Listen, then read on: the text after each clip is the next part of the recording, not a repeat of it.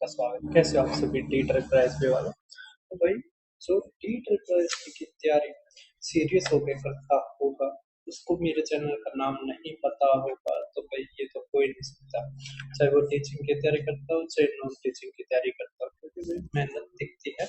और अब हम जो एमटीएस के जो 115 117 शिफ्ट्स में जो पेपर हुए हैं और इसके अलावा 5 पोस्टों के तो वही जो 5 पोस्टों का है उसमें से केवल एक ही पोस्ट का चीफ अकाउंटेंट का पेपर अभी पब्लिक में है और किसी ने पब्लिक किया नहीं है। मेरे पास भी चीफ अकाउंटेंट का ही पेपर आया था, ठीक है। उसके अलावा मैंने काफ़ी वीडियो भी बनाई, काफ़ी रिक्वेस्ट भी की, लेकिन और बच्चों ने नहीं भेजा। तो अब क्या ही कर सकते हैं, जितना संसाधन है उतने में ही मेहनत करते हैं। लेकिन एक चीज अच्छी होगी कि एमटीएस की जो है वो जल्दी ही और भी पोस्टें देखने मतलब और भी आंसर किया आएंगी।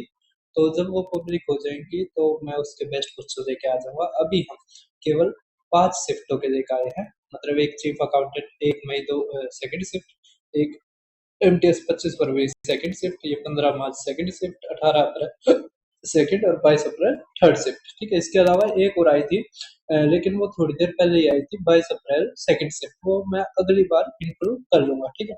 लेकिन क्वेश्चन जबरदस्त पूछे गए हैं और कुछ नए क्वेश्चन भी देखने को मिले हैं, ठीक है। अब हम शुरुआत करते हैं। उससे पहले ये मेरा टेलीग्राम चैनल है, आप इसको जरूर ज्वाइन करना, ठीक है। मैंने कोर्ट अटेंडेंट में इंग्लिश के 25 में से 25 आएंगे अगर आप ये टॉपिक कर लेते हो। इसके ऊपर वीडियो बना रखी है, आपको पता है मेरे पास भी इतना टाइम नहीं होता कि बिना काम में मैं ऐसे वीडियो बनाऊं जो केवल व्यूज प्राप्त करे, आपका फायदा ना हो, ठीक है। तो आप टेलीग्राम को ज्वाइन कर लेना। उसके अलावा टी ट्रिपल एस बी का पहला मैथ्स बैच आ चुका है। सिलेक्शन बैच होगा, नॉन टीचिंग टीचिंग सभी ले सकते हो। जो एएसओ की तैयारी या डैश ग्रेड सेकंड की तैयारी करने लग रहे हैं या फायर की तैयारी करेंगे या और भी जेई वगैरह की तैयारी करेंगे जिनका पेपर अब सितंबर के बाद वाले शेड्यूल में आएगा, तो सभी के सभी ये बैच ले सकते हैं। 60 दिन में इसका पूरा का पूरा सिलेबस होगा। मैं वीडियो आपको रिकॉर्डेड दूंगा, ठीक है, पीडीएफ दूंगा और डाउट आप पूछ सकते हो, ठीक है। एक क्लास पहले के ही पूछ सकते हो, ये नहीं आप कि मान लो 10 दिन के मतलब समझ पा रहे होगे कि पहली क्लास का डाउट आप लास्ट में पूछो, ऐसा नहीं होगा, ठीक है। साथ ही साथ आपने क्लासेस करनी है। फीस बहुत ही नॉमिनल, पहले मैं सोच रहा था कि 1999 कर दो, लेकिन भाई साहब मैंने सोचा चलो रहने देते हैं। अब 20 मई से आप इसका कर सकते हो, ठीक है, 5 जून तक। 6 जून को हमारी क्लास स्टार्ट हो जाएगी, पहली क्लास मैं यूट्यूब पे ही डालूंगा, ठीक है। उसके अलावा उसके अलावा पेमेंट आप यहाँ पर कर सकते हैं, ठीक है। और स्क्रीनशॉट आप मेरे पास शेयर कर देना, मैं आपको इसमें जोड़ दूंगा, ठीक है। ये टेलीग्राम पे नहीं आएगा, और जगह आएगा, वो बाद में देखा जाएगा। उसके अलावा अब आप सिंपलीफिकेशन का क्वेश्चन देख पा रहे हो, कह रखा कौन सा एक के बराबर होगा। कोई दिक्कत नहीं है, सिंपल सवाल है, लेकिन ये पहली बार पूछा गया है तो इसका इंक्लूड कर लिया। जैसे ये भाग में है, ठीक है, तो ये 0.011 है का स्क्वायर, तो यहाँ से भी हमारा कितना आ जाएगा, 3 अंकों से पहले, ठीक है। और 11 के स्क्वायर से ये कट जाएगा तो एक आंसर आ जाएगा, ठीक है। तो ए आंसर हमारा मतलब ए हमारा आंसर आ जाएगा, ठीक है। मतलब ए नहीं बी आएगा, सॉरी, ये आप देख लेना, ठीक है। यहाँ पे थोड़ा कम समझ में आ रहा है, लेकिन लिख लेना, क्वेश्चन हजार नहीं, मुश्किल नहीं है, ठीक है। और मैं ज्यादा इस पे ध्यान दूंगा भी नहीं, लेकिन ये दूसरे वाला क्वेश्चन है, ये अच्छा है, वो पहली बार देखने को मिला था, इस कारण मैंने इंक्लूड कर दिया, नहीं तो इंक्लूड भी नहीं करता अगर पुराने जैसा होता। अब ये क्वेश्चन देखो, ये पहले पूछा गया था, बीच में ये कम पूछा जा रहा था, लेकिन अब फिर आ गया। हमारा फार्मूले के ऊपर क्वेश्चन है, क्या, ए का क्यूब माइनस बी का क्यूब माइनस में 3ab इंटू में ए माइनस में बी, केवल इतना देखो, ठीक है। ये है। अब यहाँ पे ए हमारा क्या है, तो 2.23 और बी क्या है 1.23, ठीक है। तो यहाँ पे फार्मूला क्या आएगा हमारा, ए माइनस में बी का क्यूब, ठीक है। तो एक का क्यूब मतलब एक, ठीक है, माइनस में एक, तो जीरो हमारा आंसर, ठीक है। कर दोगे। अब फार्मूले इसलिए मैंने कहा था कि फार्मूले आपको ध्यान रखने, क्योंकि काफी क्वेश्चन एलजेब्रा के इसमें पूछ लेता है हमारे सिंप्लीफिकेशन, ठीक है। फिर नंबर सिस्टम से कुछ ज़्यादा अच्छा क्वेश्चन देखने को नहीं मिला, लेकिन एवरेज का काफ़ी अच्छा क्वेश्चन पूछ रखा है। कह रखा हमारी 46 संख्या का औसत इतना है, 19 संख्या का औसत इतना है, 28 संख्या का इतना है, तो शुरुआत से अगर 19 को हटा दिया जाए तो शेष संख्या का औसत क्या होगा? भाई इसका शॉर्टकट एसएससी वाले टीचर करवाते हैं, लेकिन वो ऐसा शॉर्टकट होता है जिसमें बच्चे बहुत ज्यादा कंफ्यूज हो जाते हैं। ठीक है, तो थोड़ी सी कैलकुलेशन पड़ती है, हम कैलकुलेशन वाला ही तरीका से करेंगे। ठीक है, तो यहाँ पे 46 74 और ये आ जाएगा 19 90। ठीक है, और ये हमारा आ जाएगा 28 67। ठीक है, अब यहाँ से देखो आप, अगर 46 है, 46 होता है हमारा 23 गुणा में 2। अब यहाँ पे 2 से हो जाएगा तो आ जाएगा 148। अब बस किससे कर दो, 23 से। ठीक है, तो 3 8 24, 42 और ये 44। ठीक है, 8 3 16 और 14 14 दूनी 28 और 1 29। ठीक है, तो 10 और ये आ गया हमारा 3404। ठीक है, इसी तरह आप देखो 19 निम्मा होता है 171 0। अब 28 गुना में 67, अगर हम 4 से करें तो 7 के 28 2 और 4 6 24 और ये 26। अब बस 7 से करना है, 8 7 56, 5 6 से 42 और 5 47, 6 7 दूनी 14 और 6 18। ठीक है, अब इन दोनों को जोड़ो और इसमें से घटा दो, 6 8 और ये 35। ठीक है, अब 35 46 और इतना। अब एक चीज देखो, अगर ये 3400 होता तो आ जाता है 186। अब इसमें से जाएगा तो 182 आ गया हमारा, क्या गया 182। और ये कौन सी संख्या है, 19 में। अब इसमें से 182 घटाओ। ठीक है, तो हमारा आ जाएगा 2, 10 में से 8 गया 2 और 32। ठीक है, बटे में शेष संख्या है, तो अगर इसमें से एक संख्या गई तो आ गया 45। ठीक है, समझ रहा है। अब 45 से भाग करना है, तो एक चीज कर सकते हैं क्या, इसको गुणा में 2 करो, ऊपर वाले को तो भी 2 करो, तो आ जाएगा 90। 90 का मतलब यहाँ पे एक डेसिमल 9 से भाग कर देंगे। फिर ये 4 4 4 और 6। अब 9 से भाग करो, 9 7 63, 9 एकम 9। ठीक है, पॉइंट आ गया, तो 71 पॉइंट ये रहा। समझ पा रहे हैं, थोड़ी सी कैलकुलेशन पड़ेगी, लेकिन कोई दिक्कत नहीं है, कैलकुलेशन आपकी स्ट्रॉन्ग होनी चाहिए। ठीक है, हर चीज में शॉर्टकट लगाना भी अच्छा नहीं होता, क्योंकि ये क्वेश्चन कम पूछा जाता है। उसके अलावा भाई साहब, ये मेरा यूट्यूब चैनल है, ये मेरा यूट्यूब चैनल है। तो जैसे आप प्ले लिस्ट पे जाओगे, यहाँ पे डेट रिप्रेस के टॉप 50 रिपीटेड टाइप्स मिल जाएगी, कोर्ट अटेंडेंट का मिल जाएगा, असिस्टेंट सुपरिटेंडेंट के मॉक टेस्ट और डीट रिप्रेस के बेस्ट क्वेश्चंस यहाँ से आपको मिल जाएंगे। ठीक है, ये आप पहले वाले सारे के सारे वीडियोस देख सकते हो। ठीक है, इसके अलावा अगर आप सिलेबस करना चाहते हो तो बैच ले सकते हो। ठीक है, अब देखो नेक्स्ट हमारा क्या रखा है, 5 की पावर एक्सप्रेस में वाई। अब ये 5 की पावर कितनी होती है, मैंने कहा था 2 3 4 5, इसकी पावर्स याद रखना 7 8 तक। अब देखो 5 की पावर 5 25 125 625 31 25। ठीक है, तो 2 3 4 5, तो ये होता है हमारा 5 की पावर 5। ठीक है, इसका मतलब यहाँ से x plus y equal to आ गया कितना, 5। ठीक है, अब यहाँ से देखो ये 3 की पावर है। ठीक है, ये देखो 3 है ना, तो इसका मतलब ये भी 3 की पावर होगी। 3 की पावर याद रखनी है आपने, क्या है, 3 9 27 81 243 729 21 87। तो ये देखो 2 3 4 5 6 7, तो ये आता है 3 की पावर 7। यहाँ से आ गया हमारा 3x minus Y equal to 7। अब जोड़ दो दोनों को, अगर जोड़ोगे आप तो y से y का यहाँ से आ गया 4x इक्वल टू 12। तो x हमारा कितना आ गया, 3। अगर x 3 आ गया, y 2 आ गया, तो ये 3 आ गया तो 3 12 और ये हमारा 2 आ गया तो 70। तो हमारा अंतर कितना आ गया, 53। ठीक है, कर दोगे। तो जो मैं कहता हूँ ना भाई साहब, वो पेपर में आता है। ठीक है, इसी कारण बच्चों का ट्रस्ट है मेरे ऊपर। अब देखो नेक्स्ट, रेशियो एंड प्रोपोर्शन का क्वेश्चन देखो, ये अच्छा है, एक क्वेश्चन इररिलेवेंट सा पूछ रखा है। ठीक है, अगर पेपर में आता है तो पहले अटेम्प्ट में मत करना उसको।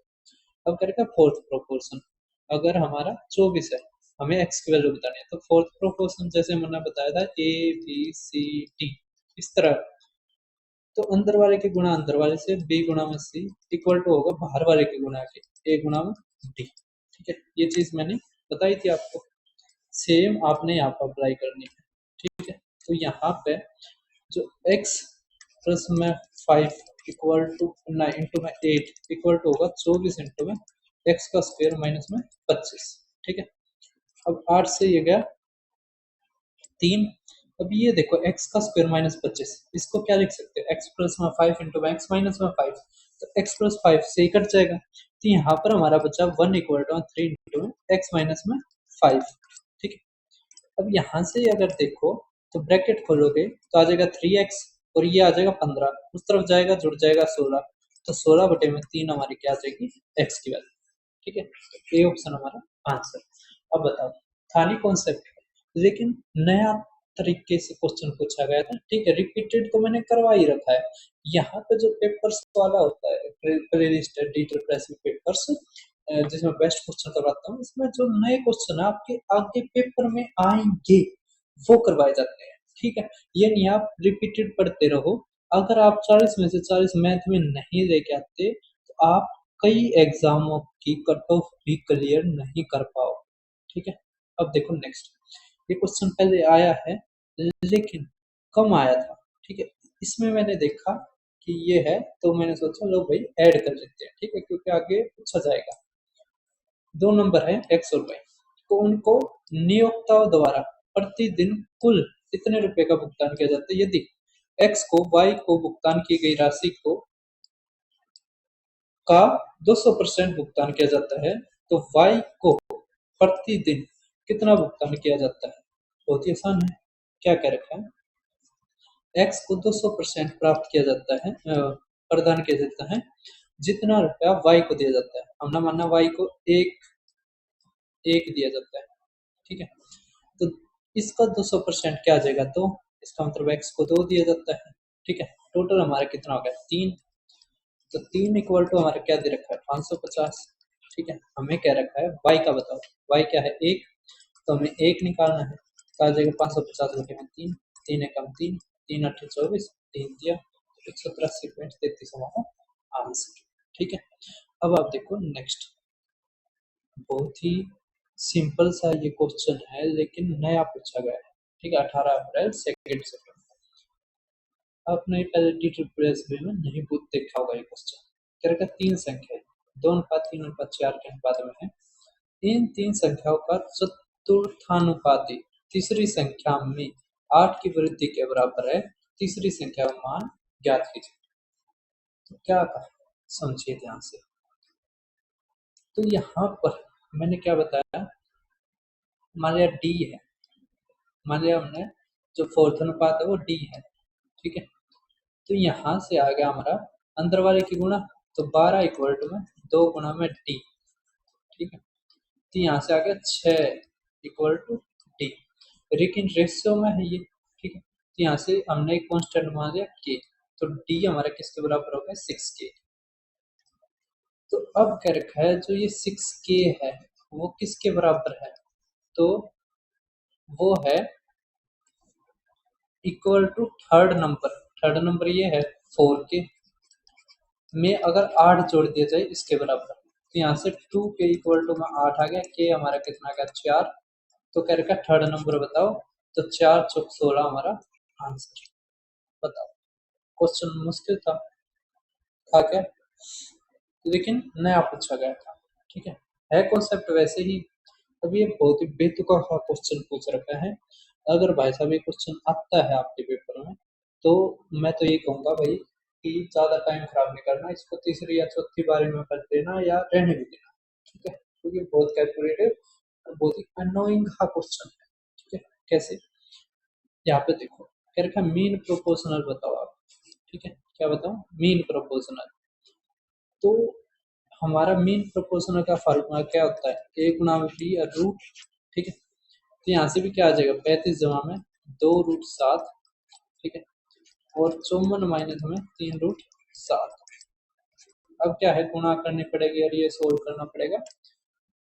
अब एक चीज देखो, रूट 7 है, ठीक है, रूट 7 की वैल्यू कहाँ तक होगी, अगर 2.5 देखो तो लगभग 625, 26 की देखोगे तो 700, 700 मतलब 576 है ना। मतलब 2.5 की देखोगे आप तो लगभग हमारा 625 होता है, तो ये 2.6 के लगभग है। ठीक है, हम अप्रोक्स करके देख लेते हैं, वैसे गलती होने के ज़्यादा चांस है, लेकिन चलो देख लेते हैं एक बार, ना तो फिर बड़ा फार्मूला करेंगे। तो 2.6 है, तो गुणा में 2 करेंगे तो 5.2, तो यहाँ से आ जाएगा 40.2। ठीक है, इंटू, अब यहाँ से देखो 54 है, तो 25 75 तो 7.8 आएगा। तो इसमें से अगर 8 घटाओगे तो आ जाएगा हमारा कितना, 46। ठीक है, समझ में आ रहा है। अभी ये 40 है, तो अगर हम गुणा करते हैं तो हमारा आएगा 0, 6 चौक 24, 4 चौक 16, 18, 18 40। 18 40 किसके लगभग आता है? ठीक है, 18 40 किसके लगभग आता है? तो जैसे हमारा होता है जैसे 40 तो होगा नहीं, 49 तक भी नहीं पहुंचेगा, 46 भी नहीं, यहाँ तक पहुंचेगा। जैसे 43 है, 50 में से 7 कम है, तो 25 में से 7 घटाएंगे 18। ठीक है, और ये 49, तो इसकी लगभग आई है। ठीक है, समझ में आया है। तो ये तरीका ज़्यादा अच्छा रहेगा, और जो वो है ना, जैसे इसमें आपस में मल्टीप्लाई करने में टाइम बहुत खाएगा। ठीक है, समझ में आ रहा है। और मैंने बिल्कुल अभी सोचा था कि हम ऐसे भी तो कर सकते हैं, अप्रोक्स हम निकाल लेंगे। ठीक है, लेकिन मैं यही कहूँगा, अगर आपके सामने आता है, आपको बिल्कुल भी टाइम खराब नहीं करना। अब हम करते हैं पार्टनरशिप के क्वेश्चन से। ठीक है, क्या रखा है कि ए ने 25,000 का निवेश करके एक व्यवसाय शुरू किया। व्यवसाय शुरू होने के चौथे महीने के अंत में, मैंने यही सोचा, इसमें चौथे महीने के अंत में लिख रखा है, कहीं बच्चे ये ना सोचे कि अ, 5वां महीना शुरू हो गया। ठीक है, इस कारण मैंने ये क्वेश्चन लिया है, जबकि इससे कोई लेना देना नहीं है क्वेश्चन का। ठीक है, 4 महीने के अंत में करा है, इसका मतलब ये पैसे इसके 8 महीने तक लगे रहे। ठीक है, फिर इसने क्या रहेगा, छठे महीने के अंत में, तो इसके ये 6 महीने तक लगे रहे। ठीक है, समझ में आ रहा है। अब देखो 3 जीरो से 3 जीरो गई, 3 जीरो गई, और 5 से काट लो, 5 चौके 5 दिया, और 5 पंजे। तो यहाँ से इन्वेस्टमेंट करें, इससे आगे 5:3:4।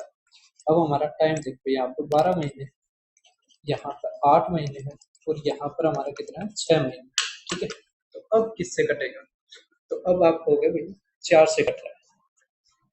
ठीक है, किससे कट रहा है, 4 से।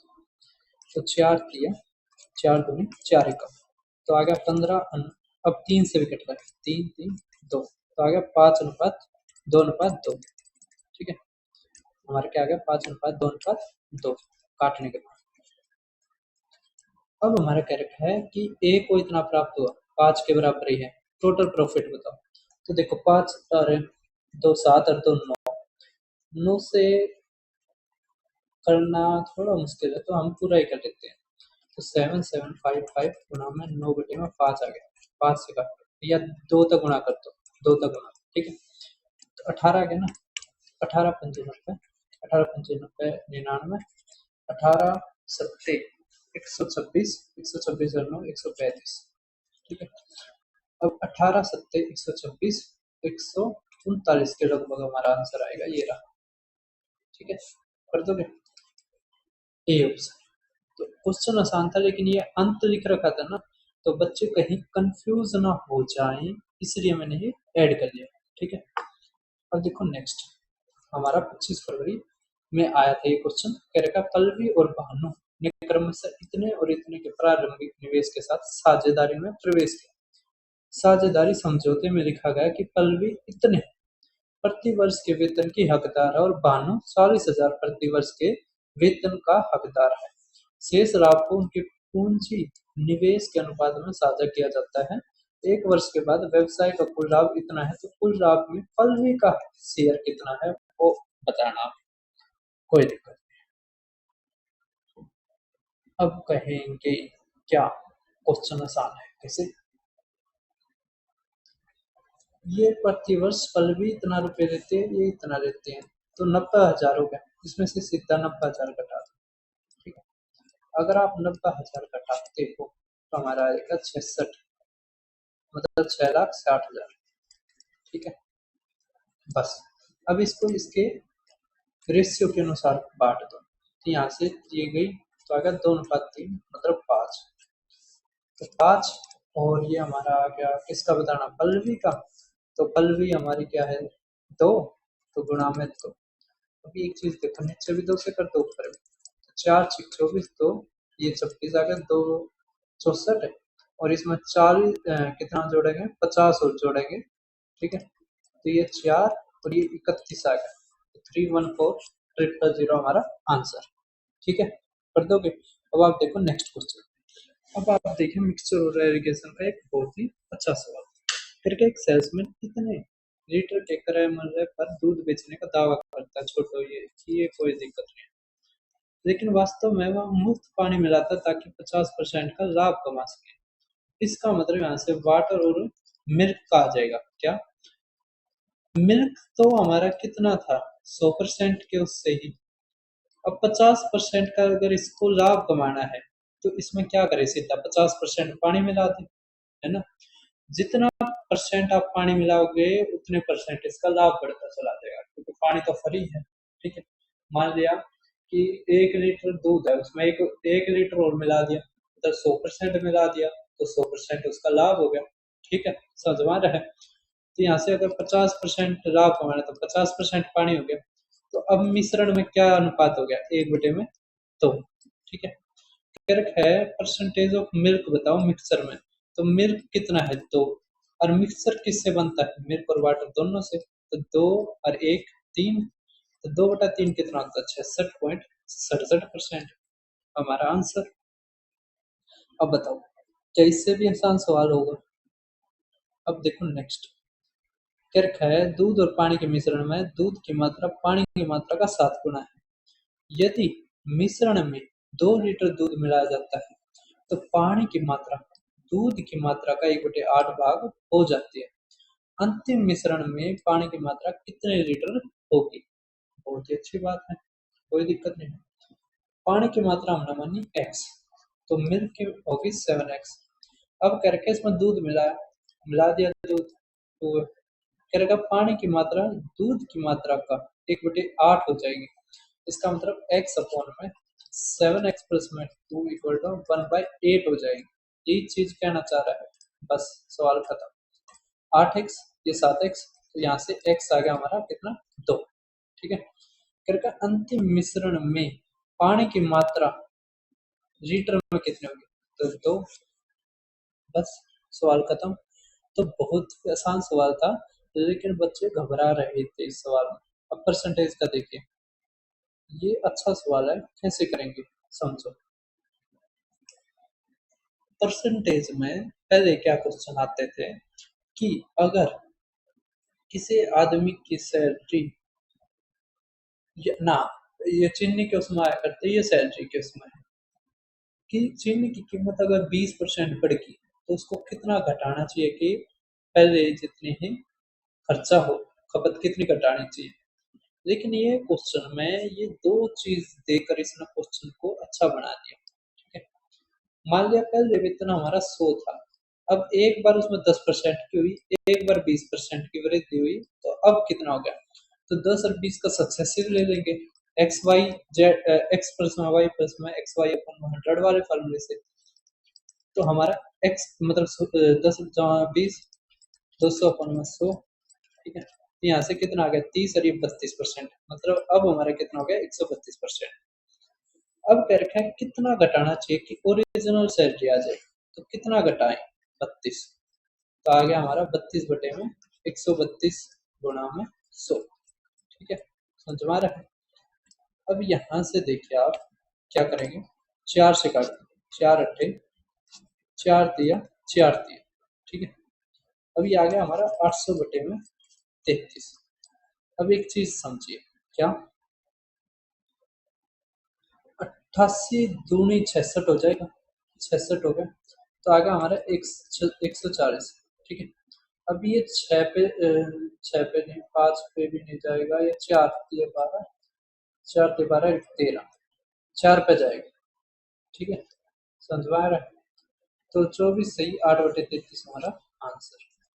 कर दो, कोई दिक्कत की बात नहीं है ना। अब देखो नेक्स्ट, ये रहा एक्स वाई के ऊपर फार्मूला। ठीक है, और आसान है, मुश्किल बिल्कुल भी नहीं है। क्या कहिए थी, एक्स वाई से 20% अधिक है और जेड एक्स से 25% कम है, तो एक्स प्लस में वाई प्लस में जेड अपन में वाई का मान ज्ञात कीजिए। अब यहाँ से देखिए क्या कि एक्स वाई से 20% ज्यादा है। 20% का मतलब होता है हमारा 1/5। इसका मतलब अगर वाई 5 है तो ये आ जाएगा हमारा 6। ठीक है, अब क्या रखा है कि एक्स से 25% कम है। 25% का मतलब होता है कि अगर ये मान लिया 4 है तो ये आएगा 3। ठीक है, अब ये रेशियो जब भी आते हैं तो ऊपर नीचे जो होती है वही वैल्यू रखेंगे। जैसे यहाँ पर 6 4 है ना, तो यहाँ पर 4 रखो और यहाँ पर 6, बस। अब जो कटता है काट दो, तो 2 2 और 3, तो हमारा आ जाएगा 12:10:9। अब क्या रखा है यहाँ पर जोड़, एक्स प्लस में वाई प्लस में जेड, तो आ जाएगा 31, और नीचे वाई तो आ जाएगा 10। 3.1 सी ऑप्शन हमारा आंसर। ठीक है, कर दोगे। अब आप देखो profit and loss. Profit and loss का ये सवाल बहुत ही अच्छा है। ठीक है, करके एक किसान ने कुल 60,000 में 2 गाय और एक भैंस खरीदी। मतलब 2 गाय और एक भैंस टोटल 60,000 में खरीदी। करके बाद में उसने गायों को, जो गाय है उनको 20% के लाभ पे और भैंस को 10% के खाने पे बेच दिया। परिणाम स्वरूप पूरे लेन देन में 2% का लाभ हुआ। तो इसको हम एलिगेशन से आराम से टपका सकते हैं। कैसे? एक तरफ लिखो 20% लाभ, एक तरफ फाइनिंग, और बीच में बीच का कितना 2% प्लस। ठीक, अब यहाँ से अगर ये घटेगा तो आ गया 18%, और यहाँ से ये जुड़ेगा तो 2 माइनस माइनस 10 तो आ जाएगा 12%। ठीक है, तो 2:3, 2 और 3 क्या होता है हमारा 5। तो भाई जब ऐसे एलिगेशन हम लगाते हैं तो जो ये रेशियो आता है ये सीपी का आता है। ठीक है, तो यहाँ से हमारा रेशियो क्या आ गया, 2:3। 2:3 मतलब जोड़ हमारा 5 हो गया। ठीक है, तो 5 इक्वल टू हमारा कितना हो गया, जो सीपी है इसकी कितनी 60,000, तो आ जाएगा गुणा में 12। तो इसमें भी 12 24,000, और ये 12 36,000। अब यहाँ से चीज देखे क्या क्या रखा है, एक काव के परचेज कितना परसेंट है selling price of buffalo. Buffalo अब 10% के आने पर तो इसका 9/10, तो हमारा क्या रखा है, यही आ जाएगा 36,000। 36,000 गुणा में 9/10, तो बस यहाँ पे गुणा में 9 रह गया। ठीक है, यहाँ पे एक काव का कॉस्ट प्राइस लिखना है और गुणा में 100% करना, बस सवाल खत्म। अब यहाँ से एक चीज देखो क्या, हमारा 2 गाय का कितना है 24,000, तो एक गाय का हमारा कितना आ जाएगा 12,000। तो 12 तिया, ठीक है, तो आ जाएगा हमारा 1,000/27। ठीक है, तो 27 2 में है। अब हमारा जीरो आना चाहिए, 7 7 14 1 15, और 7 8 56 और 4, ये जीरो आ जाएगा, तो ये हमारा आंसर। ठीक है, कर दोगे। सवाल बहुत ही आसान था, लेकिन कम देखने को मिलता है। जब भी देखने को मिलता है तो ये सिलेक्शन करवा के जाता है। करके एक पुस्तक विक्रेता 7 पुस्तकें खरीदने पर 3 मुफ्त देता है, तो प्रत्येक की लागत और विक्रय मूल्य समान, मतलब समान है।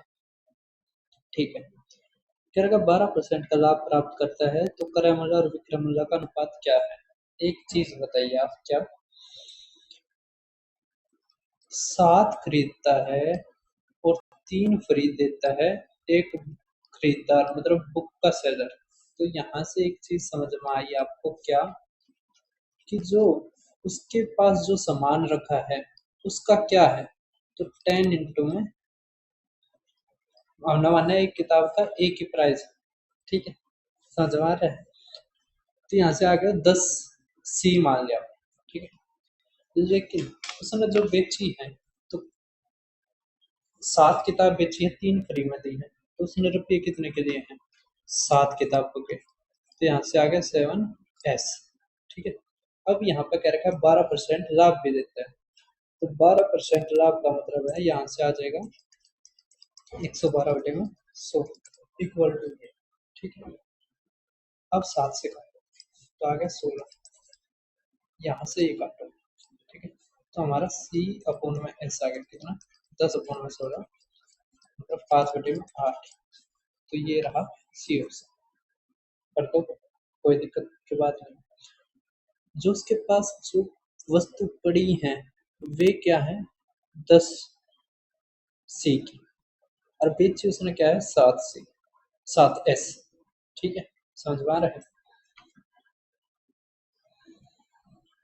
देखो नेक्स्ट, बहुत ही अच्छा सवाल था। अब देखो नेक्स्ट, अशोक ने एक वस्तु खरीदी और उसकी मरम्मत पर इतना खर्च किया, फिर उसे भूषण को 20% के लाभ पर बेच दिया, भूषण ने इसे 10% के आने में बेच दिया, चरण ने 10% के लाभ पर कितने में बेच दिया। तो अशोक ने कितने में कितना भुगतान किया था? ये रहा अशोक। तो यहाँ से 3564 कितने परसेंट लाभ? 10%, तो आ जाएगा 100/110, तो आ गया 10/11, क्या आ जाएगा? 10/9, क्या आ जाएगा? 5/6, और इसमें से हम 220 घटा देंगे, बस हमारा आंसर, ठीक है। यहाँ से देखो 11 दिया, 11 दूनी 11 हजार, तो 9 से काटो, 9 तिया 27, 9 6, तो 6 से काटो, 6 6 पंजे 30, तो आ जाएगा 3000, और इसमें से 220 गया, तो लास्ट में से आना चाहिए, ये रहा, ठीक है। कर दो। अब आप देखो हमारा नेक्स्ट सवाल, ये अच्छा सवाल है, ध्यान देना। क्या रखा है? अमित 50,000 में एक पुरानी कार खरीदता है, मरम्मत पर इतना खर्च करता है और इसे इतने के लाभ पर गिरीश को बेच देता है। गिरीश कार को पेंट करने पर इतना खर्च करता है, तो 10% के आने पर मोहन को बेच देता है। वह ज्ञात कीजिए, मोहन कार खरीदता है, वो हमें बताना है, कोई दिक्कत नहीं है। 50,000 में पुरानी गाड़ी खरीदता है, इतनी मरम्मत लगाता है तो इतना जुड़ जाएगा, ठीक है। तो हमारा आ जाएगा 60,600। अब क्या रखा है? इतने का लाभ होता है, तो फिर जोड़ दो। फिर क्या रखा है? गिरीश पेंट में इतना खर्च करता है, फिर 5,000 जोड़ दो। फिर क्या रखा है? 10% की हानि, हानि का मतलब 10% का मतलब 9/10, मतलब 9 से भाग होना चाहिए।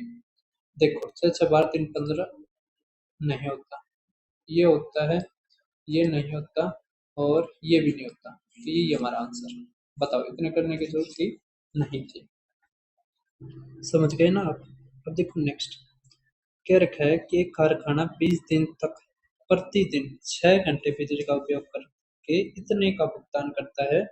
कारखाना इतने यूनिट पर मिनट निकालता है, तो पहले यहाँ से मिनट निकाल लेते हैं। 20 दिन हो गया, गुणा में 6 घंटे, घंटे को मिनट में बदलो तो 60 तो हो गया। अब यहाँ पे टोटल यूनिट निकाल लेते हैं, तो टोटल यूनिट आ गया 1.5, ठीक है। फिर का बिजली की प्रति यूनिट कीमत बताओ, तो बस इसको हम किससे भाग कर देंगे? 21 और 600 से, ठीक है। अब यहाँ से देखो 0 0 0 0, 6 तक काटेंगे तो यहाँ पे आ जाएगा 6 बच जाएगा, ठीक है। 2 तक काटेंगे तो 3, 3 तक काटेंगे तो 5, तो यहाँ से 2 रुपये आ गया, ठीक है। समझ में आ रहा है? अब देखो आप नेक्स्ट सवाल, ये सवाल थोड़ा सा अच्छा है, ध्यान देना आप, ठीक है। कैसे करेंगे इसको? सवाल ज्यादा मुश्किल नहीं है, लेकिन आपको मुश्किल लगेगा। अब क्या रखा है? एक व्यक्ति 2 ओवन इतने में बेचता है, हमें कोई लेना देना नहीं। दूसरे ओवन का क्रय मूल्य पहले ओवन के विक्रय मूल्य के बराबर है। यदि पहले ओवन को 80% लाभ पर, दूसरे को 20% के लाभ पर बेचता है, तो समग्र लाभ प्रतिशत ज्ञात कीजिए। कोई दिक्कत नहीं। यहाँ पर 2 ओवन है, ठीक है, मैं लिख देता हूँ। एक फर्स्ट है, एक हमारा क्या है? सेकंड है, ठीक है। यहाँ पर लिखो आप सीपी, यहाँ पर लिखो प्रॉफिट, यहाँ पर लिखो एसपी, ठीक है। ये बहुत ही आसान तरीका रहता है सवालों को करने का। अब क्या रखा है, पहले पर 80% का लाभ होता है, तो यहाँ से देखिए अगर आप 100 सिक्के मानते हैं और 80 का लाभ होता है तो आ गया 180। अब जो फर्स्ट वाले का हमारा क्या है, एसपी है, वो सेकंड वाले के सीपी के बराबर है, मतलब आ गया 180। अब इस पर 20% का लाभ, तो 20% इसका आएगा भाई 36, आ जाएगा 6, और ये 216 आ गया। ठीक है, हमें इससे लेना देना नहीं था वैसे। क्या रखा, टोटल ओवरऑल प्रॉफिट परसेंटेज बताओ, तो यहाँ से आ जाएगा हमारा 6, 8 और 3 11 बटे में, यहाँ से आ जाएगा 280 गुणा में 100%। ठीक है, 0 से 0, 4 से कटता है 4 सत्ते 4 दूनी 4 दिन। ठीक है, लागत 290 बटे में 7, तो 7 छुटे 28, 7 एक में 7, तो 41.47% हमारा आंसर। करता हूँ, कोई दिक्कत की बात है। अब देखो आप डिस्काउंट का नेक्स्ट क्वेश्चन क्या कह रखा है। कह रखा है एक दुकानदार तत्काल भुगतान पर 5% की छूट और नकद भुगतान किए जाने पर पहले से छूट प्राप्त राशि पर 2% की अतिरिक्त छूट देता है। एक ग्राहक के पास इतने का बिल है, वह तुरंत भुगतान करने का विकल्प चुनता है और आधा ऑनलाइन, ठीक है, और आधा नकद देता है। अगर आधा नकद देता है तो उस पर 2% का मिलता है, और लागू की जाने वाली छूट भुगतान से पहले लागू होती है, तो ग्राहक को कुल कितने छूट मिलेगी वो पूछ रखा है। नाइस क्वेश्चन, अच्छा क्वेश्चन है, पहली बार देखने को मिला है। अब एक चीज देखो, ये बिल 5,000 का है, 5% के उससे इसका कितना हो जाएगा, तो आ जाएगा 250 डिस्काउंट पहले का।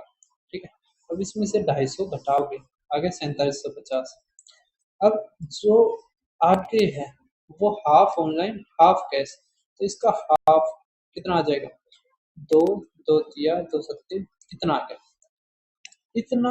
अब किस पे दिया जाता है, आधा कैश में दिया जाता है, और कैश में 2% का डिस्काउंट है, तो इसका 1% ये हो जाएगा ना, ये हो जाएगा 2% क्या गुणा में दो, तो आ जाएगा हमारा 5 है, और ये 47। ठीक है, तो 47.5 जोड़ दो तो 7, 9, तो 297.5 हमारा आंसर, बी ऑप्शन। ठीक है, कर दो। अब आप देखो नेक्स्ट, कंपाउंड इंटरेस्ट का इंटरेस्ट वाला सवाल। ये सवाल पहले जब पूछा जाता था तो 2 साल तक का पूछा जाता था कि 2 साल के बाद कितना देना होगा। अब की बार 3 साल के ऊपर पूछा गया है, तो इसलिए मैंने 20 को ऐड कर दिया। ठीक, अब 20,000 पर 15% का अगर कंपाउंड इंटरेस्ट लगेगा, ठीक है, तो कितना हो जाएगा, 10% देखोगे तो आ जाएगा 2,000। ठीक है, तो 1,000 और जुड़ जाएगा, तो मतलब 5%, तो हमारा आ जाएगा 23,000। ये हमारा आ गया कंपाउंड अमाउंट। ठीक है, 1 साल की। लेकिन लेकिन लेकिन एंड पर हर साल के 5500 रुपये वापिस दे दिए जाते हैं, तो 5500 घटा दो। ठीक है, अब हमारा कितना बच गया, अगर भाई साहब इसमें से 6 घटाते, मतलब 6,000 घटाते तो आता 17,000, अब आएगा 17,500। ठीक है, अब इस पे फिर लगेगा, कितना लगेगा, 15%। ठीक है, अगर आप इसका 10% देखो तो आएगा 1750। 5% देखो तो 2 अट्ठे 2 सत्ते और ये 5, तो आएगा 5, ये 12, और ये 9 है तो 26, तो 26 25, तो हमारा जोड़ो तो आ जाएगा 2 5, ये आ जाएगा 9 10, और ये तो 20,125 आ गया।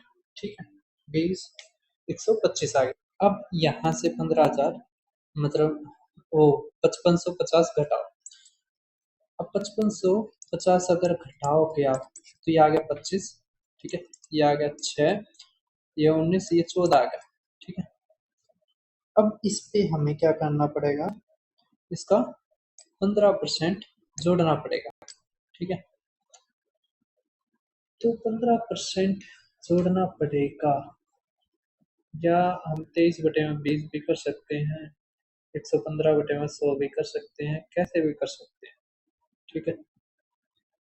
और ऑप्शन बी वैसे तो पास ही में पढ़ रहे हैं, ज़्यादा दूर भी नहीं है, कोई दिक्कत नहीं। हम 23/20 भी कर सकते हैं, और इसका 10% निकाल के 15% निकाल के भी कर सकते हैं। ठीक है। अब यहाँ से देखो आप, अब इसका आप है ना 10% निकालो, तो 1462.5 आ गया। इसका 5% निकालोगे तो 7, यहाँ पे 7, ये 3, ये 1, ये 0.2 कुछ आएगा। ठीक है, यहाँ से 7.3, 9 और ये 21, तो बस ये जोड़ लो, तो 2193.7, यहाँ से 8, ये 0.7, ये 11, 8, ये 16, 16, 8, 1, 8.7 आ गया इसके आसपास। ठीक है, कर दोगे तो ये आसान रहेगा, बल्कि 23 × 20 करना, इससे आसान ये रहेगा। ठीक है, पहले 10 फिर 5% निकाल के। अब देखो नेक्स्ट क्या रखा हमारा, 45,000 की धनराशि 10% वार्षिक ब्याज दर पर निवेश की जाती है।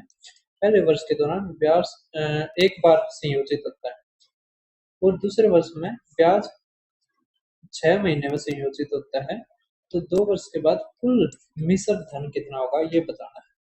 तो एक चीज देखो, यहाँ से 10% हो जाएगा तो कितना आ जाएगा, 4500, तो 000594 हो गया। ठीक है। अब यहाँ पे हम क्या करेंगे, जैसे एक चीज समझो, अब वर्ष 6 महीने में होगा, तो 5 5 का सक्सेसिव मतलब 10.25% आ गया।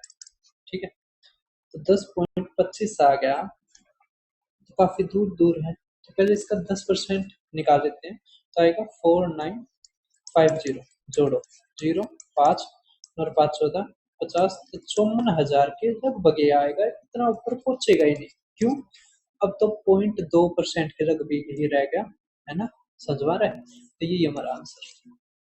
कर तो कोई मुश्किल नहीं है ना। देखो नेक्स्ट, इसलिए मैं कहता हूँ अप्रोक्स मल्टीपल आपको डिविजिबल रूल और क्यूब स्क्वायर याद होने चाहिए। ठीक है। अब ये सवाल पहले पूछा गया है, लेकिन इतना अच्छी तरह नहीं पूछा गया था जितना अच्छी तरह इसमें पूछा गया है।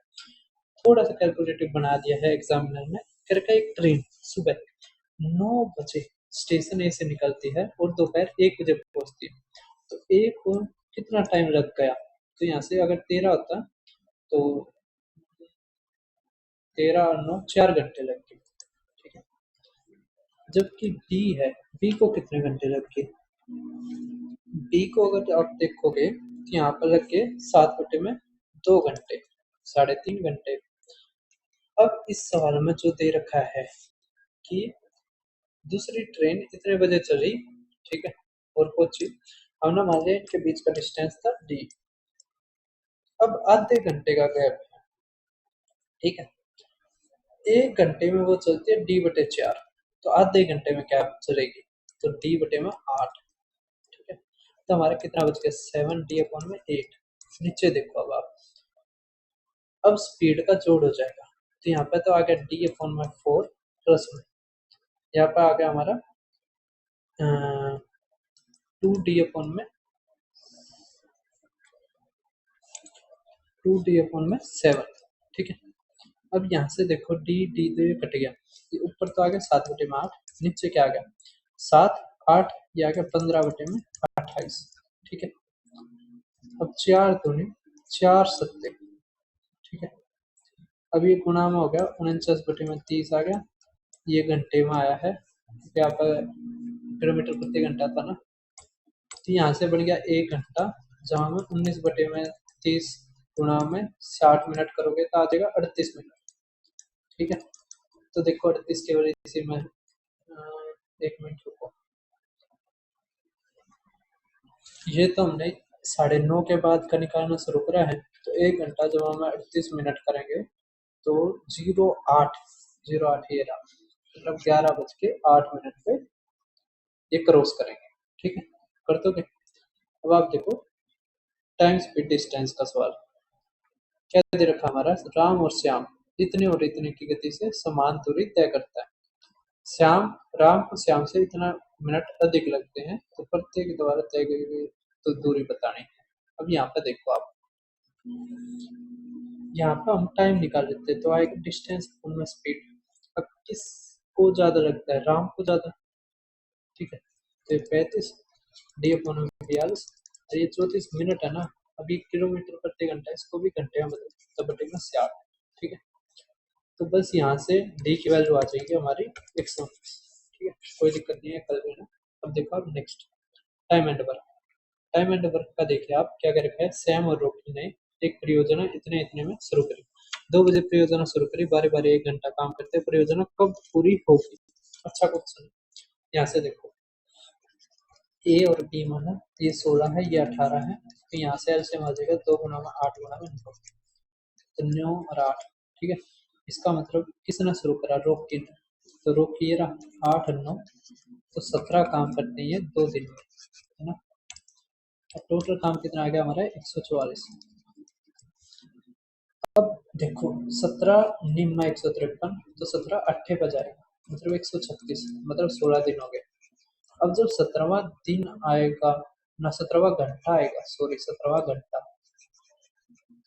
तो 17वें घंटे ये 8 काम करके 144 हो जाएंगे, मतलब हमें टोटल कितना लगा, 17 घंटे लगे।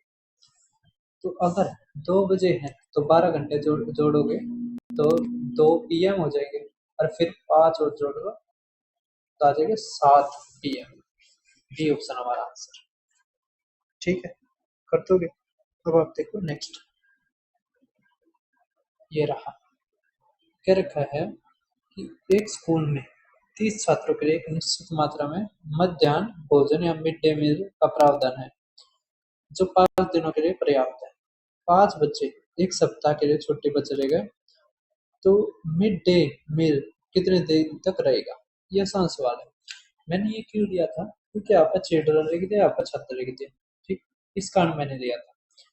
तो कहा मतलब 30 अगर 5 दिन में खाते हैं, 5 छुट्टी पर चले गए एक सप्ताह की, तो कितने रह गए, 25। तो ज्यादा दिन तक चलेगा, तो ज्यादा के लिए ज्यादा से गुना, कहाँ से भाग, तो 6 दिन हमारा आंसर है। ये सिंपल क्वेश्चन था, बस यहाँ पे स्टूडेंट और चिल्ड्रन थे, इस कंफ्यूजन के लिए मैंने ये सवाल लिया था। अब देखो नेक्स्ट करके, घन का आयतन 1000 सेंटीमीटर क्यूब है। यदि एक कोने से एक छोटा घन इस प्रकार काटा जाता है कि छोटे घन का किनारा मूल घन के किनारे के 1/5 है, तो शेष ठोस का आयतन क्या है, वो बताइए। फिगर बनाने की जरूरत नहीं पड़ेगी। जैसे बड़ा घन है, वॉल्यूम इतना, तो यहाँ से ए कितना आ जाएगा, 10। अब जो छोटे वाला है, ये बड़े का लिख लेता हूँ मैं, बड़े ए से, ठीक है। अब छोटे वाला इसका 5वां हिस्सा, मतलब आएगा 2 सेंटीमीटर, तो इसकी वॉल्यूम आ गई 8, और इसकी 1000 थी, तो 1000 में था 8 गया, कितना गया, 92। बताओ। देखो नेक्स्ट क्या रखा है, 3 सेंटीमीटर वाले स्टील की गेंद पर इतने मोटाई की एक पेंट की एक परत चढ़ाई जाती है, कोटिंग के कारण सतह के क्षेत्रफल में कितनी वृद्धि हुई, वो हमें बतानी है सेंटीमीटर में। तो हमारा फार्मूला हो जाएगा क्या, 4 पाई आर का स्क्वायर माइनस आर का स्क्वायर। अगर पहले आर हमारी 3 थी, अब आर हमारी क्या आ जाएगी, 3.2, ठीक है। समझ में आ रहा है। तो 4 पाई आर का स्क्वायर माइनस आर का स्क्वायर, ठीक है। तो 4 गुणा में 3.14 गुणा में, एक बार जोड़ो एक बार घटा दो, तो जोड़ोगे तो 6.2 और घटाओगे तो 0.2, ठीक है।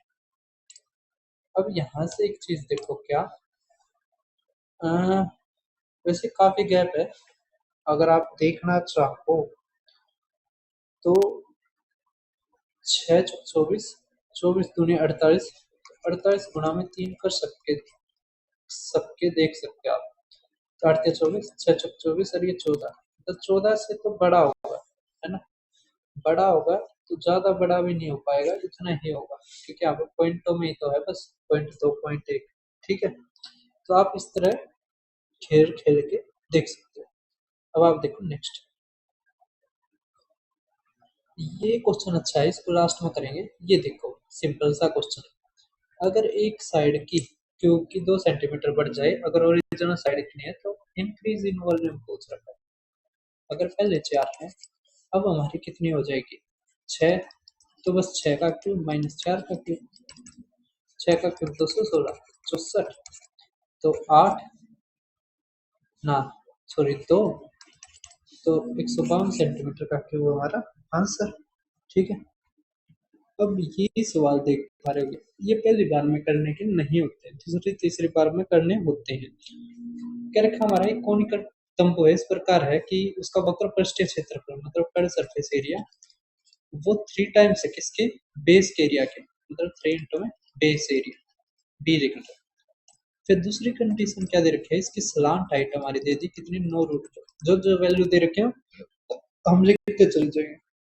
फिर एक अनदर कोनिकल टेंट है जिसकी सेम हाइट है, मतलब इसमें हाइट दोनों की सेम है। ठीक है, वो इस तरह अरेंज कर रखा है कि जो रेशियो है ना उसका कर्व सरफेस एरिया और पेरीमीटर ऑफ बेस, तो पेरीमीटर ऑफ बेस लिख दो, वो हमारा 8/1 है। तो एरिया ऑफ कारपेट बताओ required to cover the floor of this tent, तो इस टेंट का जो फ्लोर कवर करना है वो उसका एरिया बताओ, मतलब एरिया ऑफ बेस है ना, मतलब पाई आर, मतलब जो दूसरा टेंट है उसका पाई आर का स्क्वायर बताना है। अब यहाँ से सवाल देखो, ये हमारा पहले वाला है, तो पाई R1 L1 पहले वाले टेंट की बात हो रही है, 3 इंटू में बेस के, तो बेस हमारा क्या होता है पाई आर का स्क्वायर, तो पाई R1 का स्क्वायर। ठीक है, अब यहाँ से आर से ये गया 1, ठीक है, पाई से पाई गया, तो यहाँ से आ गया L1 is equal to 3R1। ठीक है, यहाँ से देखो अगर हमारा L कितना दे रखा है, L 9 रूट 2 दे रखा है। ठीक है, तो यहाँ से हमारा R1 कितना आ गया फिर 3 रूट 2। ठीक है, तो यहाँ से H हमारा क्या आ जाएगा, तो बस ये उनके स्क्वायर का ही वो हो जाएगा। ठीक है, 3 का 3 रूट 2 का स्क्वायर, मतलब H का अगर H निकालना है तो रूट 9 रूट 2 का स्क्वायर माइनस में 3 रूट 2 का स्क्वायर। ठीक है, तो यहाँ से जब हम करेंगे तो हमारा आ जाएगा 12। ठीक है, 12 आ गया H, तो उसका भी 12 आ गया। ठीक है, बस इतनी चीज होगी। अब यहाँ से दूसरे का जो चीज दे रखी है कर्व सरफेस एरिया, तो पाई R2 का और L2 अपॉन बेस, तो बेस हमारा होता है 2 पाई R। ठीक है, 2 पाई R 2 इक्वल टू 8/1। अब यहाँ से देखो R2 से ये गया, पाई से ये गया, तो यहाँ से आ गया हमारा L2 कितना 16, L2 16 है। ठीक है, H हमारा कितना 12, और हमें एरिया ऑफ कारपेट निकालना, मतलब पाई R2 का स्क्वायर निकालना है। बस सवाल खत्म। फिर एक चीज और देख सकते हैं, इसमें 11 से भाग हो रहा है, 3 और 2 5, ये 11 से हो रहा है, ये नहीं हो रहा, ये नहीं हो रहा, और ये भी नहीं हो रहा, तो ये हमारा आंसर। बताओ, इतने करने की जरूरत भी नहीं पड़ती। ठीक है, लेकिन मैंने इसलिए समझा दिया, नया क्वेश्चन था और थोड़ा अच्छा लगा, नहीं तो मैंने करके देख रखा था। ठीक है, ये 11 से होने लग रहा था। अब यहाँ पे देखो R2 का स्क्वायर निकालना है, तो हमें 16 का स्क्वायर मतलब 256 और 144, तो यहाँ से हमारा आ जाएगा 2 1 1, तो हमें बस 22/7 गुणा में 112 कर देंगे, तो 16 आ जाएगा, 16 दूनी 32। ठीक है, 16 32 और 3 35, ये हमारा आंसर। ठीक है, समझ आ रहा है, इतने बड़े तरीके करने की जरूरत ही नहीं है, हमें ये देखना था ये 11 से भाग होता मिलेगा, 11 से ये रहा बस। ठीक है, इसलिए मैं कहता हूँ मेंसुरेशन हो तो एक बार 11 का करके देख लेना। ठीक है, धन्यवाद सभी का, फिर मिलते हैं।